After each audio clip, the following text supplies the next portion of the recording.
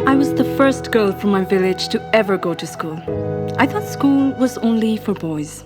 Even the teachers were all men. At school, I felt lonely and embarrassed being the only girl.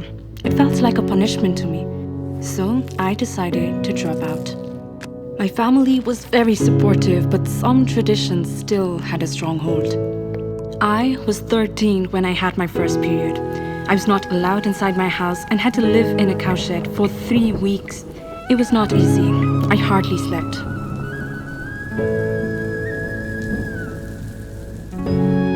Later, I learned about sanitary pads and menstrual hygiene. I promised myself I would never step inside a cowshed again. I eventually went back to school, but in Kathmandu, 500 miles away from my village.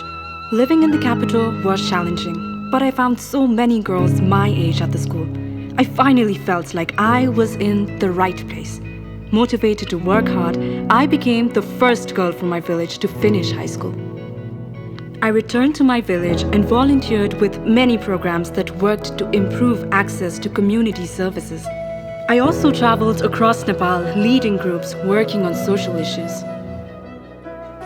It made me realize that when given the opportunity, women can become great leaders and contribute to their communities and society.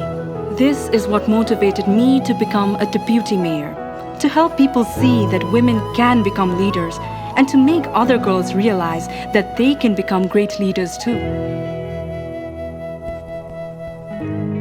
I was born into a poor family. Mummy took care of me and my 5 older brothers while Papa worked in a sugar factory as the sole provider. He struggled to send all of his children to school. He could barely afford the school fees. I was 16 when Papa lost his job, which left my family in financial distress. I had no option but to drop out of school. It happened right before my exams. One day, my teacher came to visit and encouraged me to return to school. He told me the school would waive my tuition fees. This was the happiest moment of my life. I made it all the way to college but had to drop out because I got married and soon became pregnant. There were too many responsibilities to manage as a wife, a mother, and a student. But I did not let my life stop there. My cousin was already into politics and she had always suggested that I should get involved too. Seeing that we have so few women leaders in our society, I decided to run for deputy mayor. I participated in the joint programs training in my early days as a deputy mayor.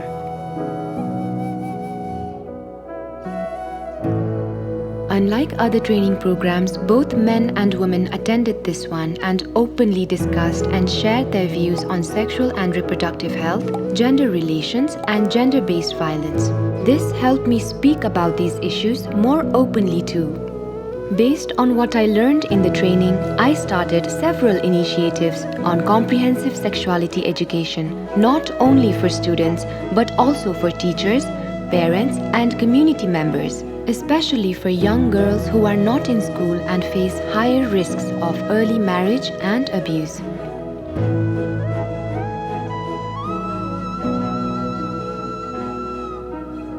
What I have learned should be shared with everyone, and that includes my family too. Small steps lead to big changes. I first learned about the concept of CSE through the joint program. The training enhanced my understanding of sexual and reproductive health, a subject that can sometimes be sensitive to discuss in communities like mine. I was also able to gain a deeper understanding of gender equality, women's rights, and how to tackle gender-based violence. I can now confidently talk about CSE and convey a clear message to people in my community. It also made me realize that when women learn about their bodies and health, they become more courageous and are able to stand up for their rights and promote gender equality.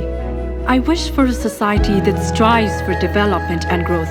A society where girls are free to become who they want to be. I will do everything I can to uplift women and help bring change. To pave a path for young girls to become the leaders of tomorrow.